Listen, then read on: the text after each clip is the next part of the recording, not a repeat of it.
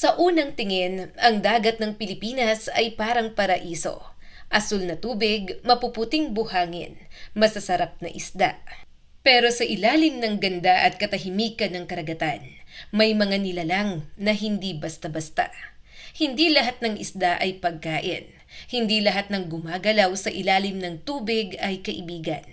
May mga isdang may lason, may kayang pumatay sa isang kagat. At may ilan na kahit hindi mo ginagalaw, ikaw pa rin ang mapapahamak. Sa video na ito, aalamin natin ang mga pinakamapanganib na isda sa Pilipinas. Mga isdang tunay na umiiral sa ating mga dagat, ilog at baybayin. Babala, hindi ito panakot, hindi rin ito kathang-isip. Ito ay kaalaman na maaaring magligtas ng buhay, lalo na sa mga mangingisda, diver, beachgoers at kahit ordinaryong Pilipino.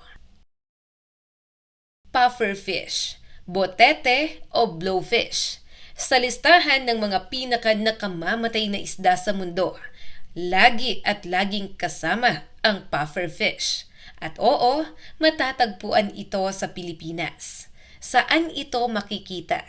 Mabuhanging baybayin, coral reefs, mababaw na dagat sa Luzon, Visayas at Mindanao.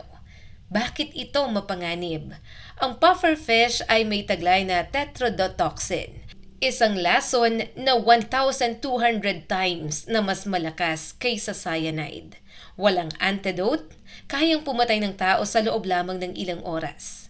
Kahit maliit na piraso lang ng maling luto nito, posibleng ikamatay agad. Ang totoong panganib, sa ilang probinsya, may mga insidente kung saan napagkamalan itong ordinaryong isda. Niluto at kinain, nauwi sa paralysis, hirap sa paghinga at kamatayan. Tahimik ang botete, hindi siya umaatake, pero kapag kinain mo, ikaw na ang huling gagalaw. Number 8, Barracuda. Mabilis, tahimik, at may ngipin na parang labaha. Saan makikita? Open sea, reef edges, deep coastal waters. Bakit ito kinatatakutan? Kayang lumangoy ng 60 kilometers per hour. Umaatake kapag may kumislap, katulad ng alahas at relo.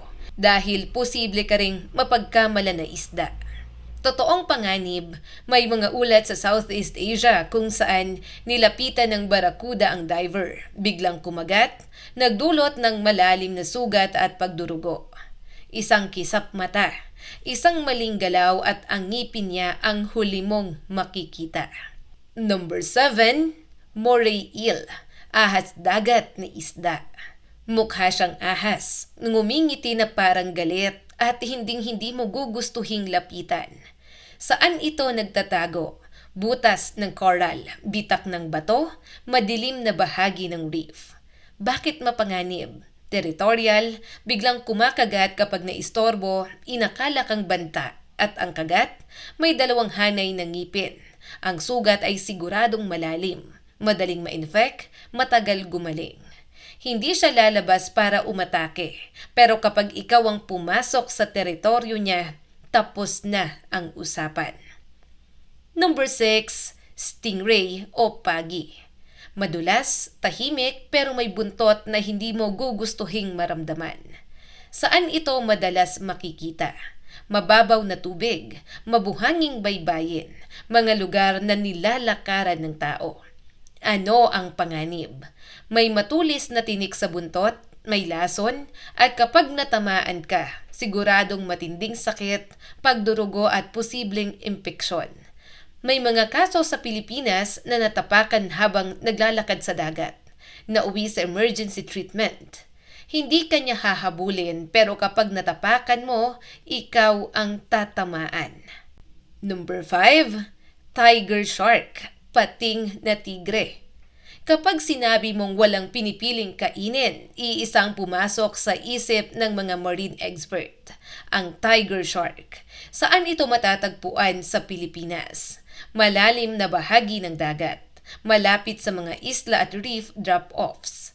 May mga ulat sa Palawan, Mindanao Waters at Sulu Sea. Bakit ito napakadelikado? Tinaguri ang basurero ng dagat. Kumakain ng isda, pagong, ibon at minsan kahit metal o basura. Ano ang panganib sa tao? Isa sa pinakamadalas umatake sa tao sa buong mundo. Hindi namimili at kapag kinagat ka, malalim, malawak at madalas ay fatal.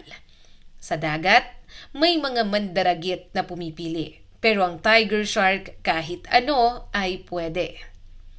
Number 4, bull shark, pating na toro. Kung akala mo ay ligtas ka sa ilog o sa mababaw na tubig, ay mag-isip ka ulit. Bakit kakaiba ang bull shark? Kayang mabuhay sa asinang tubig, tabang na tubig o ilog at estero. Totoong panganib, kayang pumasok sa ilog, delta, baybayin malapit sa komunidad at biglaang umaatake. Sobrang agresibo. Sa Pilipinas, may mga ulat ng malalaking pating na pumapasok sa estero, nakikitang malapit sa pampang. Akala mo'y ligtas ka dahil mababaw. Sa bull shark, walang ligtas. Number 3, sea snake.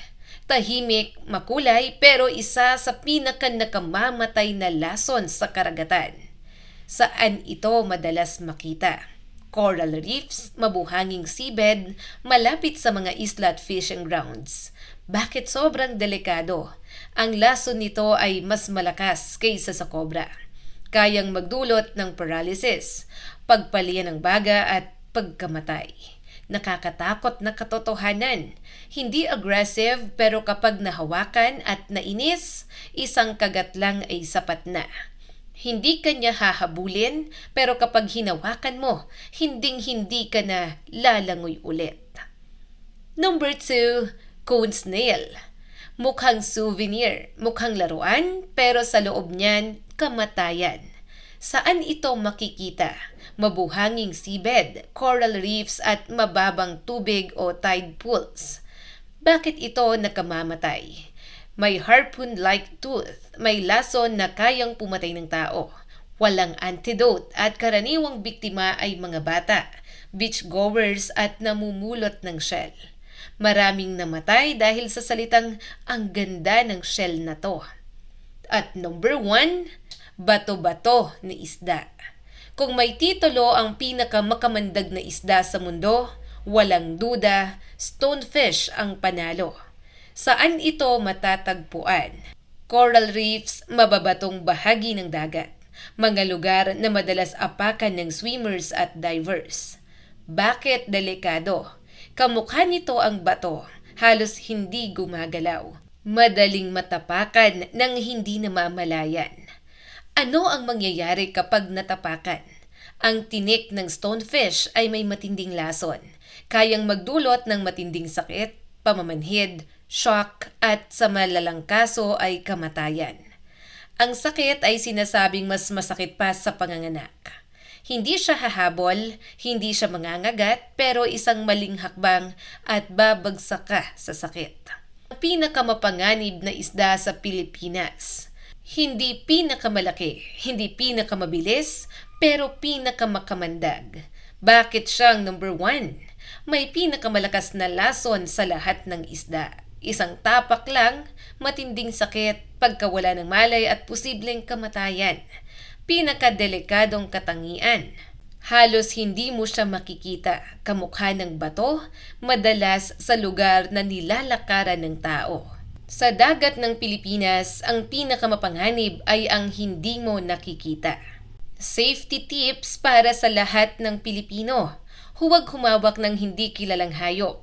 Huwag pumulot ng shell, gumamit ng aqua shoes. Huwag magsuot ng kumikislap na alahas sa dagat.